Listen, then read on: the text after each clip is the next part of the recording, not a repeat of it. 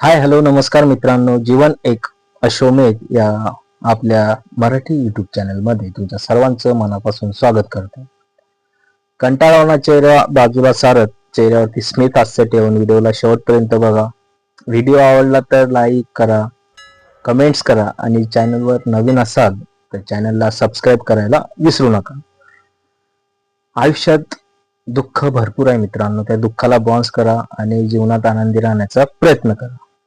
मित्रांनो, आजचा विषय आहे डिजिटल फसवणूक. म्हणजे ऑनलाईन फसवणूक काय आहे त्याविषयी आपण जाणून घेणार आहोत. त्यासोबतच आज आपण डिजिटल युगात जगतोय. आपल्या हातात मोबाईल आहे, मोबाईलमध्ये बँक आहे, म्हणजे बँकिंग आहे आपल्या, आणि मोबाईलच्या स्क्रीनवर जग आहे. या सोबतच सर्व फॅसिलिटी आपल्याला आपल्या जवळ आहे. आपल्याला एखादी गोष्ट सर्च करायची असली, एखादी माहिती मिळवायची असली तर मोबाईलवर सर्च केल्याने सर्व आपल्या डोळ्यासमोर येतं. म्हणजे आपल्या हातात संपूर्ण जग आहे. आपण सर्व जगाचा आढावा घेऊ शकतो आपल्या मोबाईलमध्ये. त्यासोबतच या सर्व सोयी मिळतात आहे ना आपल्याला. त्यासोबतच एक अदृश्य म्हणजे न दिसणारा धोका वाढत आहे, तो म्हणजे ऑनलाईन फ्रॉड, ऑनलाईन फसवणूक. आज मी तुम्हाला सांगणार आहे ऑनलाईन फसवणूक कशी होते, ती कोणासोबत होते, आणि सर्वात महत्वाचं आपण स्वतःला कसं म्हणजे त्यामध्ये सुरक्षित ठेवायचं, हे पण आपण या व्हिडिओच्या थ्रू जाणून घेऊ. फिशिंग लिंक यामध्ये जो पहिला पॉइंट असतो की ऑनलाईन फसवणूक होते, त्यामध्ये पहिल्या टप्प्याला फिशिंग लिंक हा प्रकार येतो. तो असा की तुमच्या मोबाईलवर एक फोन येतो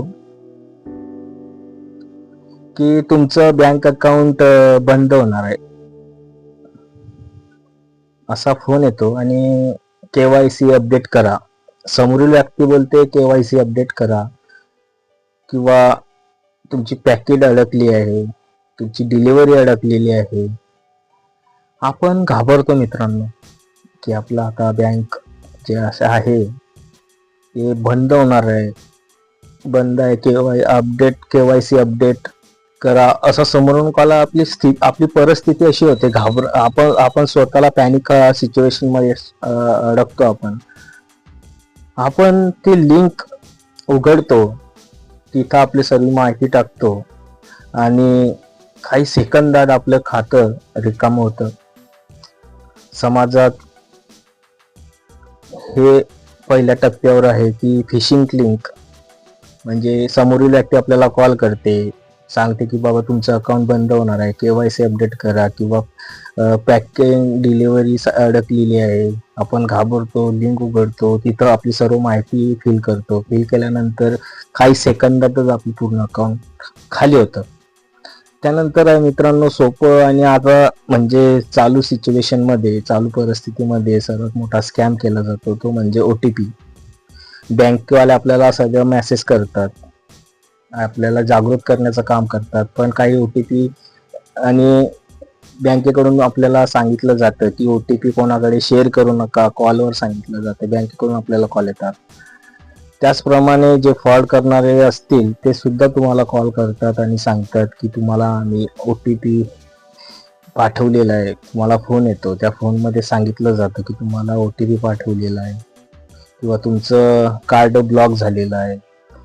समोरील व्यक्ती इतकं कॉन्फिडन्स लेवलने बोलते तुमच्याशी की तुम्ही म्हणजे तुमच्या मनात शंकाच येत नाही की समोरचा व्यक्ती इतका कॉन्फिडंट लेवलमध्ये बोलतो की तुमचं कार्ड बंद झालेलं आहे. मग आपली सिच्युएशन पॅनिक होते की आपण घाबरतो. कार्ड ब्लॉक झालं, ठीक आहे, आपण काही न विचार करता, प्रत्यक्षरित्या तिथे जाऊन चौकशी न करता आपण डायरेक्ट OTP पाठवतो आणि आपले पैसे त्याच्या खात्यात जमा होतात, समोरच्या व्यक्तीच्या खात्यात आपले पैसे जमा होतात. त्यासाठी OTP कोणाला शेअर करू नका.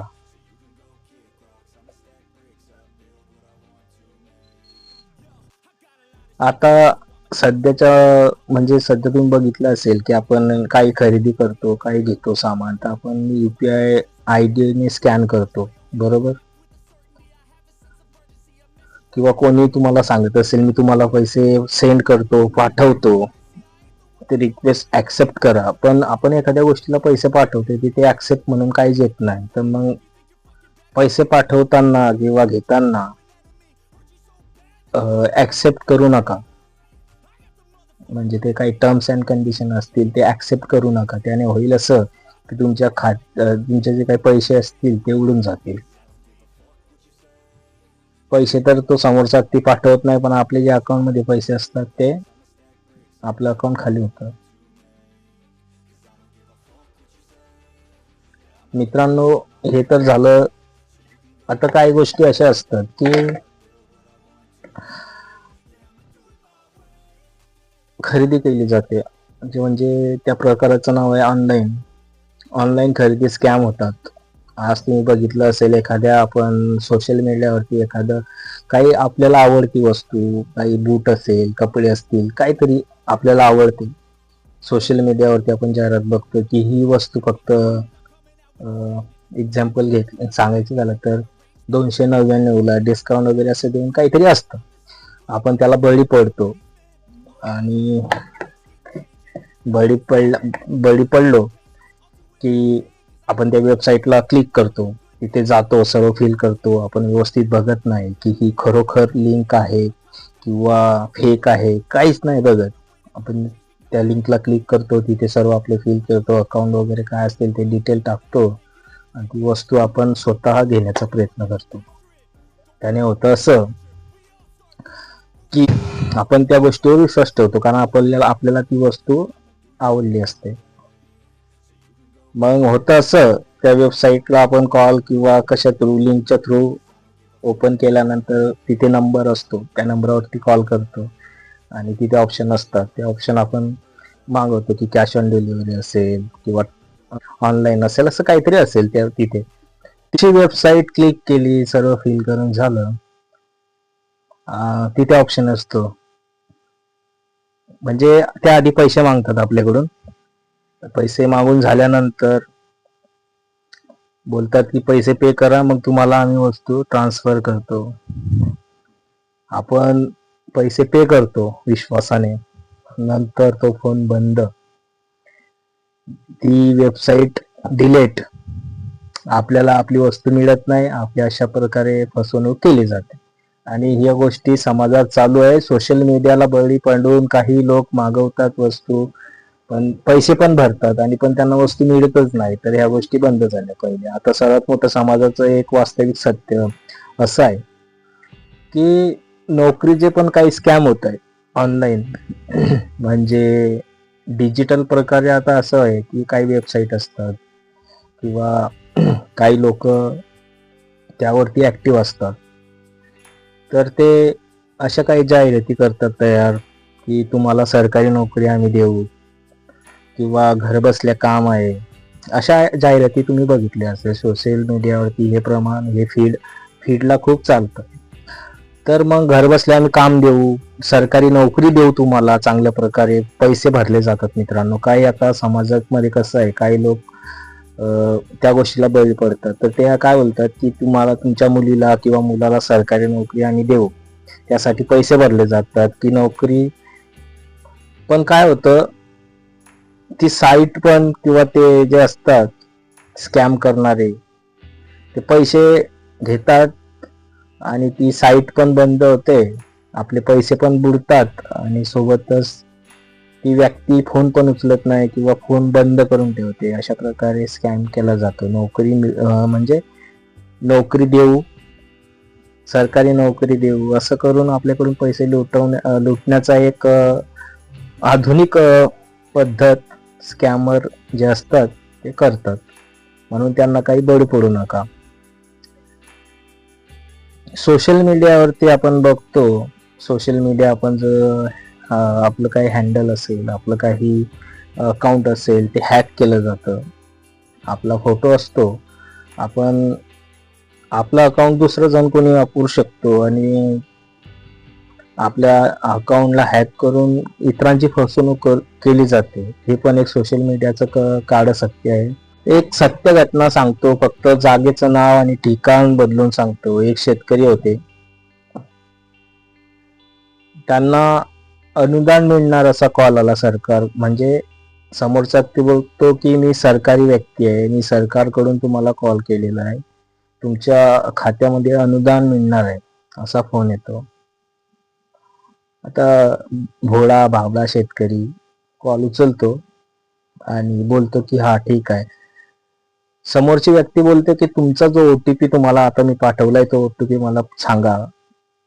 आता यांना वाटलं की अनुदान मिळणार आहे म्हणून हे ओटीपी त्याला सांगतात. ओटीपी सांगितल्यावर होतं असं की त्यांच्या अकाउंट मध्ये जी काही रक्कम असते XYZ 10,000 रुपये ते गायब होतात.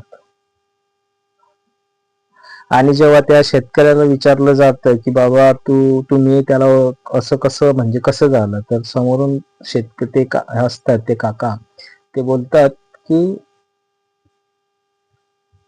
समोरची व्यक्ती मला सांगत होती की मी सरकारी व्यक्ती आहे आणि मला अनुदान मिळाले म्हणून मी त्याला ओटीपी दिला. असे पण काही स्कॅम म्हणजे जे भोळे बाबडे लोक असतात ते पूर्ण डाटा काढून सर्वे करून त्या लोकांना टार्गेट केलं जातं. त्यामध्ये वयस्कर व्यक्ती असतील, ज्यांच्याकडे कोणी राहत नाही आणि तिथे जास्त प्रमाणात हे स्कॅम होतात.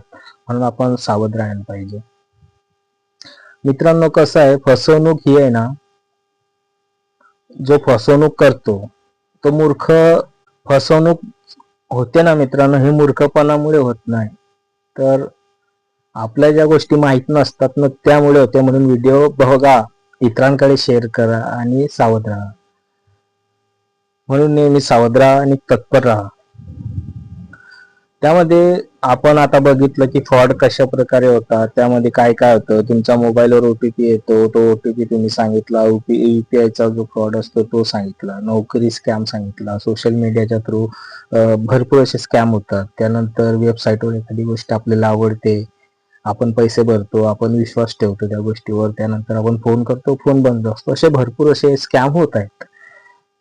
हे सांगितलं मी, हे बाजू आहे की फ्रॉड कसे होतात. तर मग आता फ्रॉड असतील तर त्याची एक उजवी बाजू पण असेल, ही झाली डावी बाजू. आता उजवी बाजू बघूया की ते फ्रॉड असतात ना, ते थांबवण्यासाठी, ते फसवणूक होते आपली, ते टाळण्यासाठी काय करायला पाहिजे. त्यासाठी महत्वाचं म्हणजे जे आपल्या मोबाईलवर अनक्लोन म्हणजे अनोळखी लिंक येतात त्या क्लिक करू नका. कोणाला सवय असते की बाबा एखादी लिंक आली आहे, मग तिथे लिहिलेलं असतं की ही लिंक क्लिक करा, तुम्हाला ही XYZ इतका अमाऊंट मिळणार, तुमच्या खात्यामध्ये ट्रान्सफर होणार. असं ह्या लिंकला पण काही लोक बळी पडतात, तर ते लिंक ओपन करू नका.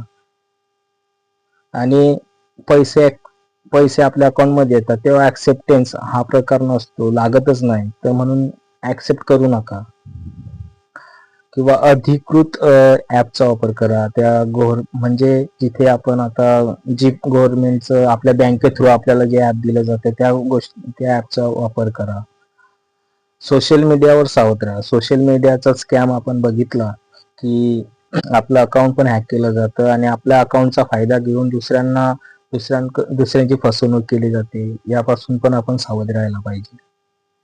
त्यासोबतच जॉबसाठी किंवा लोनसाठी पैसे देऊ नका. आता काही लोक असे असतात की तुमच्या मुलाला मी जॉबला लावतो म्हणून मला इतकं अमाऊंट द्या, आणि आपण साधेपणात देतो की आपल्या मुला भवितव्य काहीतरी चांगलं होईल, भविष्याचा चांगला विचार करून आपण त्याचं काहीतरी विचार करून देतो.